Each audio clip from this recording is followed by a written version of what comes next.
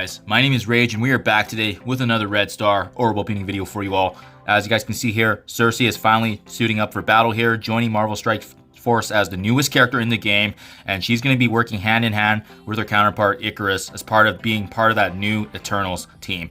So that being said, we always got to take advantage of the extra increase to the Red Star Orbs. That increase in 15% is absolutely huge. And as well, we're going to take a close look at her kit, do a prelim review in terms of T4 recommendations. But for you guys that are unaware, you can see here starting soon, it is her own event here being called Darkness Comes. So that actually does start actually at the time of recording. It's going to be less than just about a day and 2 hours, so a little bit over 24 hours, but just great to be prepared for that. She's going to require actually a specific Defiant trait character, so just keep that in mind when you guys are going through it. I'll make a video on this as well for recommendations, but as for today, we are going to focus on the Red Star Orb and as well the kit review and potential T4 recommendations. So what I like to always do at the start is just making sure that you guys see not only her icon here, but I know in the past, sometimes what happens is it may not register the extra 15%. So what we can do is hit to the eye here, top right, and what you can do is hit the eye for additional details. I like to scroll to the bottom here, being the 2 Red Star promotions. And very bottom here, we should see that increase in 15%, and we do. So that's absolutely perfect. Unfortunately, a lot of my red stars were actually used for Omega Red, so I'm not going to have a lot to deal with here. Only 11, but we're going to make do what we got and see what we do today. Ideally, we can end up with a 2 red or 3 red. That would be very nice. So 11 stars, as you can see here. Let's go ahead and start this off. Duplicate Red Star, and maybe potentially this can actually fuel into our Elite 4 that we can potentially use, right? So Captain America Sam, already got him, but again, that's gonna be duplicate credits. I'm liking the blue so far, you know. So as long as we're seeing anything that adds up to our arsenal here that we can use. As noted, Marvel Strike Force's newest legendary, Omega Red right there. Sharon Carter. So yeah, we're just getting a bunch of duplicates right now, and that's really the name of the game, especially when you kind of slowly keep amassing your roster up, right? So hopefully you guys have better luck than me. You know, this is all I got right now, but obviously once I get more, I'm gonna definitely take a better shot of it if I'm not able to get any Red Star, because these are definitely some of the best events, especially when we can maximize and take advantage of that increase in the 15%. 2 more to go here. So yeah, really not just having luck here. Wow, okay, beautiful. Got a 3 red there, and that actually is what I want. But I'm gonna just keep going here and just finish things off, just because we only had 1 left anyways. And can we get away with a 4 here? Yeah, perfect. So we do have enough for 1 Elite 4 Star Orb. So let's go ahead and take our shot here. You just never know, and honestly, sometimes you can get even a better upgrade, right? So in this case, got a duplicate here for Operative. And actually now, beautiful. So that duplicate was just enough for us to get Elite 5. So you know what? I am going to take a chance here. Why the heck not? Just for entertainment purposes anyways. Oh, wow. Elite 5 Coulson. You know what? He's an upgrade. I'll take it. Not exactly what I wanted, but, you know, upgrades are upgrades, right? So can't complain there. That is what I got right now. We got at least a 3 red, which is ideally what I was hoping for, especially for these events.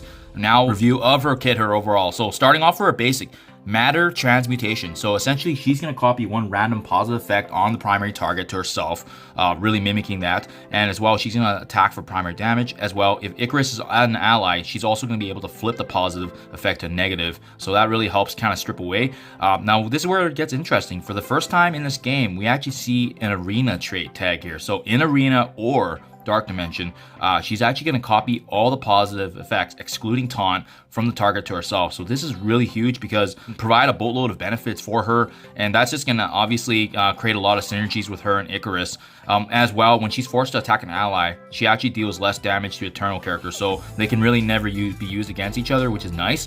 Leveling this ability up, the key notable one is level 6 here, where she's actually able to copy 2 random positive effects, and as well, notable feature here is flipping 2 positives to negatives. So this is very nice, but again, the one to note here is the Arena and Dark Dimension, because this can potentially give us a sneak peek of where she can be used in the game, right? And is this gonna throw the Infinity Watch off balance? That's gonna be very interesting, and in due time we will for sure see once more characters are actually released for the Eternals here.